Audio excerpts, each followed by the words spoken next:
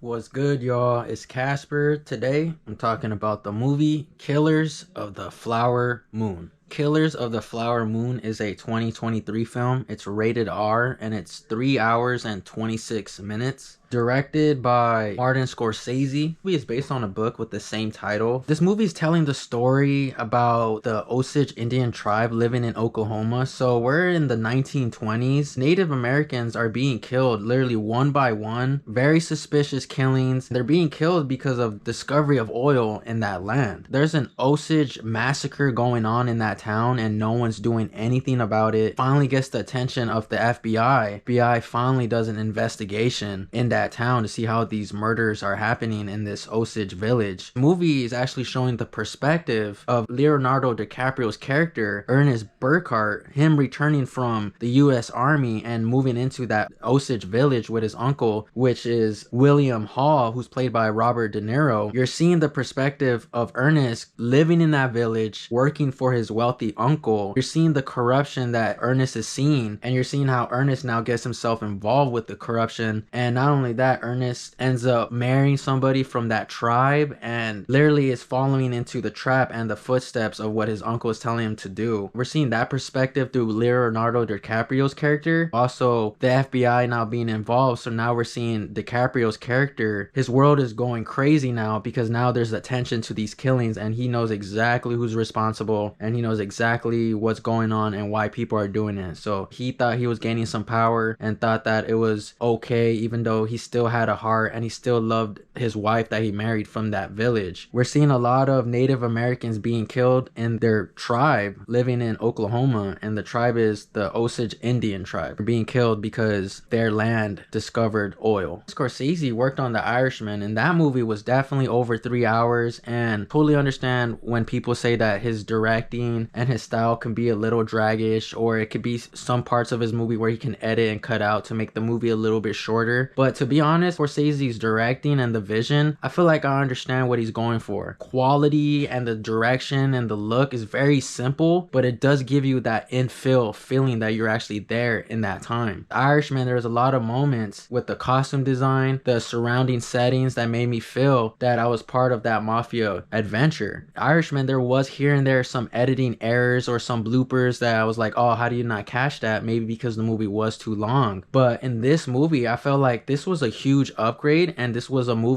of straight dedication and knowing that you have to do this movie justice. Understanding the vision and understanding what he was going for, I feel like I really connected with what Scorsese was doing in this movie. Pacing of this movie is definitely something for a lot of people who, if you can't bear or can't really keep an attention that long, especially with character development and character lines, characteristics that you kind of have to see the overall picture. If you're not good at seeing stuff and catching it right away, this isn't going to be your movie. There's at times in this movie where I did feel that you could edit stuff out, but then when I'm imagining if they did edit it, I'm like, yo, it's good that they kept what they had in there because it just made sense. It didn't feel like, I'm glad throughout this movie there wasn't editing in here where it felt like, oh, it just skipped right away. Everything really felt like it had the right amount of pacing and the right amount of flow and understanding to know what character we're going to be dealing with. The camera direction straight up, quality was beautiful, scenery made me really feel like I was there, gave me a really good feel of understanding how that city and that time, that whole village really was living like. Camera direction did a really good job on expressing different settings to know like, hey, this was also involved during that time. The usage of using the cars, taking us to places I didn't even know that there was things like that back then. Like some of the people of the native tribes are going to bars, and also the white people are going to the bars too, but the fact that they had bars and knew where to go, that was one thing that stood out to me as well. Even though there was very minimal back then, they still had a lot of stuff to do. Crazy to know about the moonshine and how much liquor they drank. They literally were drinking poison, and it was very crazy to see that perspective. Like I said before, just the camera direction and just the camera quality made you really feel and understand that this was very grimy. Really like the costume design, really like how every character in this movie really fit that feel. A huge shout out to Scorsese, because I really feel like he was just an historian on this project. Dope thing about his style of just directing and his style of just movie making in general, from what I'm noticing, he does bring people back from his other movies. Robert De Niro was part of Irishman, and there's another character in this movie that was part of Irishman as well, and he's the FBI agent in here, but I'll talk about him later. So he knows that he has people that he can automatically rely on to make this whole vision and this whole story really come to life. It really kept my attention. Unique moments to show sickness, really unique moments to show quickness with robberies, quickness with killing scenes. In this movie, he did a really good job with his editing. This movie showed good amount of blood. I don't know if the blood was CGI, but the amount of blood they showed, the graphic stuff that they showed like in a body and stuff, I was like, yo, this is a huge upgrade from his Irishman movie. Attention of detail, the attention of griminess, gore was definitely more focused on. Careful on that, because it will hit you out of nowhere. Good directing angles. You could see Martin Scorsese was having fun. Really cool. The fact that, you know, you're directing this movie, you're in charge of this movie, why not put yourself in the movie? So Martin Scorsese has a cameo in this movie. I would have done the same things. Inspiration. Leonardo DiCaprio's character, his name is Ernest Burkhart. His character is actually a real person. A lot of these characters in this movie are real people, real names and stuff. DiCaprio in this movie, obviously we know he's a good actor. The name already stands out in general, but the fact that he played this Western role was something that I'm like really adapted to this. I would really like to know what they used on him for makeup and stuff like that. You know, his age in this movie did fit that vibe. I really enjoyed the costume for him. It was a unique look to see him smile in this movie and see how messed up the teeth and not up to par hygiene his teeth was. The acting connection with De Niro, I thought it was...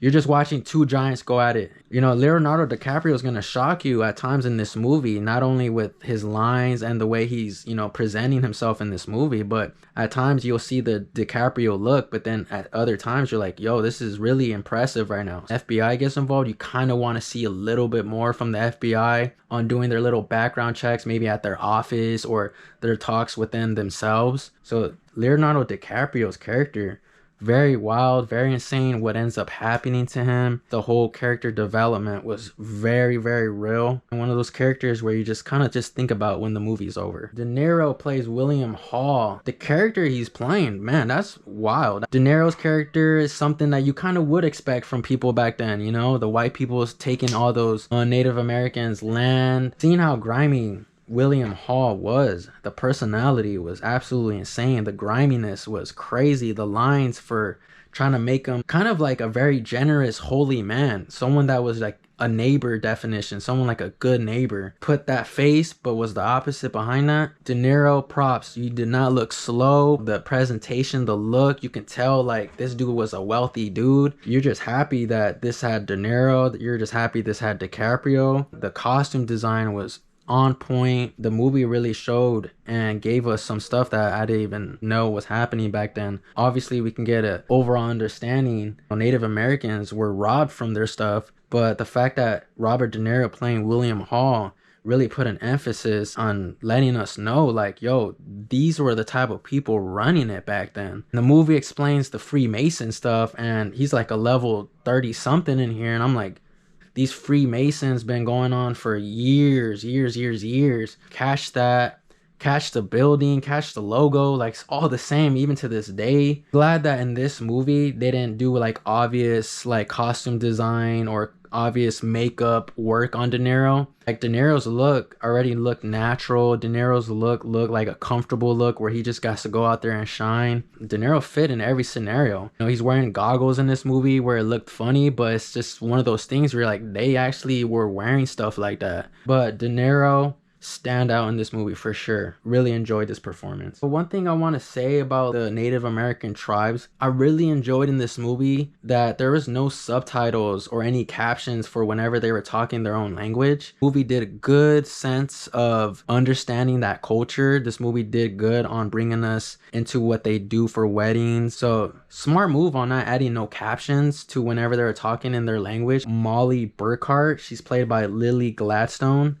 This is my first time ever seeing her performance in any movie. I absolutely enjoyed her performance. Native American look for me, I completely adore. I really love the simplicity of it. The vibe I got was her being a real one, a real wife, and someone that really takes care of you, you know, if you find her. Lily did a good job on expressing so much sadness, so much worriness, so much just going through all these deaths. I felt very, very bad for her character. We did good on editing, on showing who was passing away, literally dropping down like bowling pins. Molly's character, man, you could see it through the face. The camera angles Martin Scorsese was putting on her, it didn't have to be a straight facial expression. It could be with a whole bunch of people and she just breaks down in tears because someone else she knows passed away. This is a performance that I'm gonna know you for, and this is a performance that I'm just gonna be like, you were just standing out. You were shining like crazy in that performance. A good job with her. They made her look very grimy when she was sick,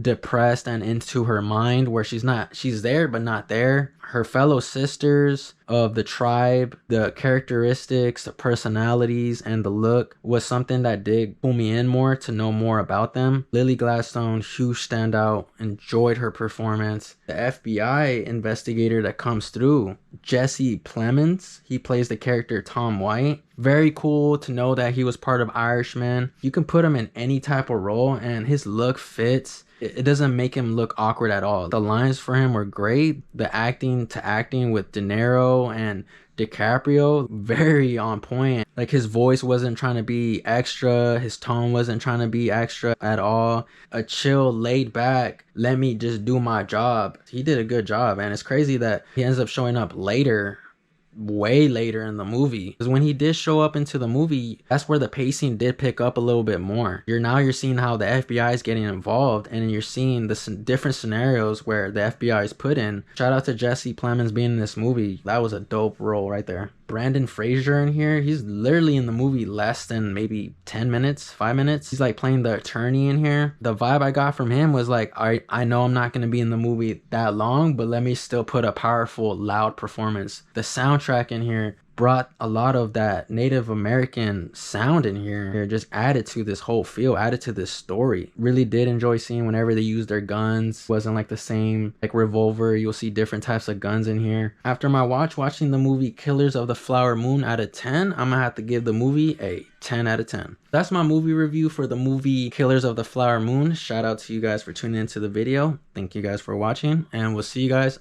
on the next one. Peace, y'all.